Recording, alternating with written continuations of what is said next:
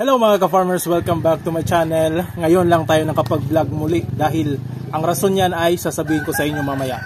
So ito mga ka-farmers, maghahanda tayo ng patuka ng ating mga manok. So meron tayong crack corn. Hindi pala, whole corn pala ito at ika-crack natin. So ito yung ani namin na mais. So konti na lang ito dahil nung mga nakaraang linggo ay na-crack na natin. So ito ipapakita ko sa inyo yung pinagkrakan o crack machine natin.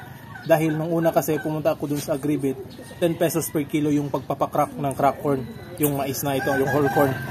So, naisipan ko mga ka-farmers na gumawa na lang ng sariling or DIY na ang gilingan ng sariling machine natin para hindi na tayo gagastos doon. So ito, ipapakita ko sa inyo. So ito mga ka-farmers, yung ginawa natin, gumamit lang tayo ng grinder. So ito ay hindi stable dahil yung grinder na nabili ko, yun dapat ang ilalagay ko dito. Ang problema kasi yung bagong bili ko is umusok, kaya ito na lang yung ginamit ko, yung original na grinder ko.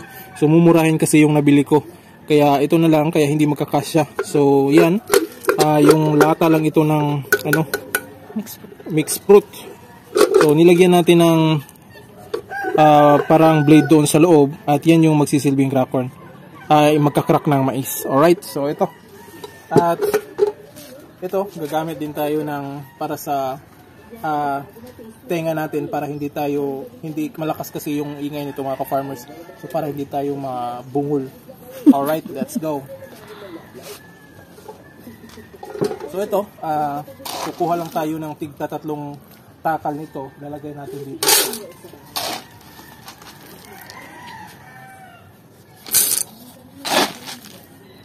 Yan, tatlo.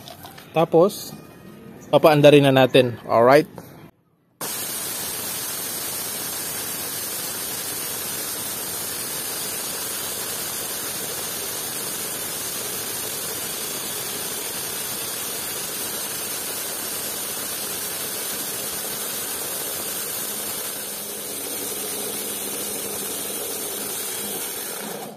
So ayan mga ka-farmers, unti-unti nang nakakrak yung mga mais dito sa loob, yung whole corn.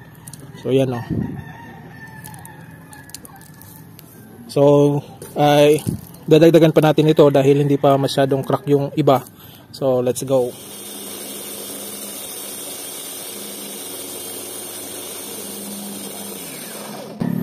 So, ito na mga ka-farmers yung whole corn. Ito yung una.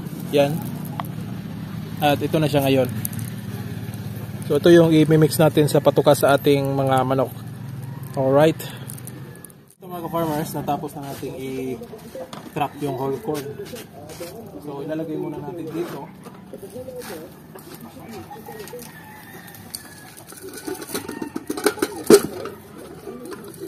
So yan, dadagdagan pa natin dahil kulang pa yun. So dadagdagan ko muna. Alright.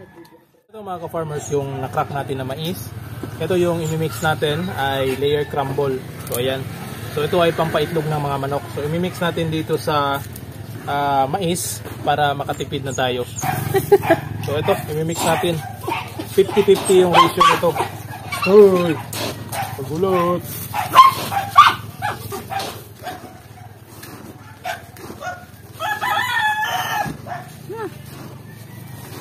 So ito na mga ka-farmers, ito na yung ipapakain natin. Alright. So, yung rason mga ka-farmers kung bakit matagal tayong hindi nakapag-vlog ay dahil nasira yung cellphone natin. So yung cellphone na panggamit ko pang vlog ay nasira, kaya wala tayong magamit. Ito, yung ginamit natin is cellphone ng asawa ko, kaya nakapag-vlog tayo dahil nandito siya. So ito na rin yung mga update sa ating mga alagang manok. So hopefully makabili tayo ng bago or mapalitan natin yung nasira ng cellphone para tuloy-tuloy na yung makapag-vlog tayo. Alright, dahil wala pa tayong extra na pera para pambili ng cellphone. So ayusin lang natin yung isa natin na nasira, baka maayos pa yon, at bibilhan lang natin kung ano yung pesa na nasira doon. Alright, ito yung mga manok natin.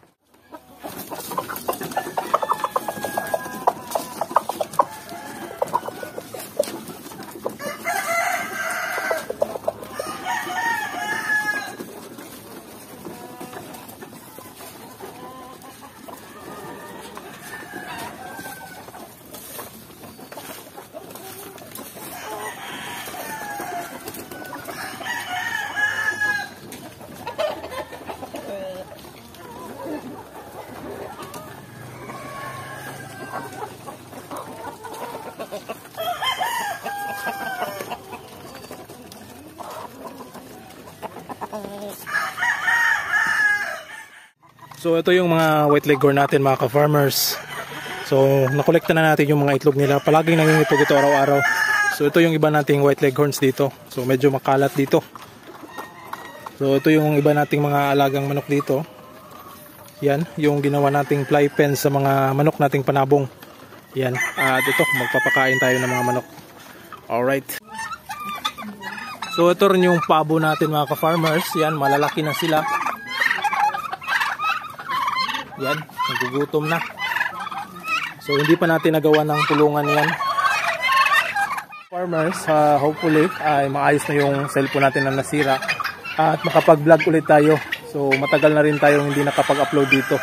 So yung pag-aalaga natin ay tuloy-tuloy pa rin. Yung meron na tayong napisa na mga upgraded native chicken na mga sisiyo.